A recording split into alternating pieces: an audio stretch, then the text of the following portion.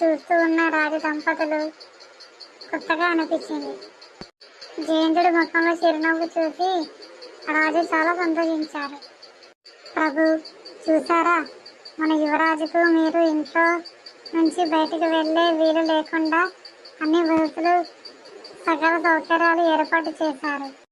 కానీ బాల్యం అంటేనే ఆటలు, స్నేహితులు.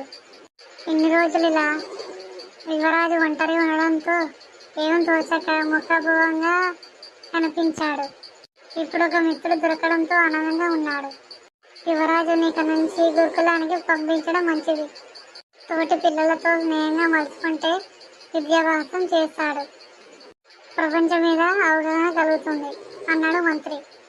అలాగే మంత్రివయ్యా, అయితే నేను ప్రకటించిన బహుమతి చిన్నారి రాముకి చెందుతుందన్నాడు మహారాజు. ఆ తర్వాత జయంతుడే ఆ బహుమతి రాముకు అందించాడు.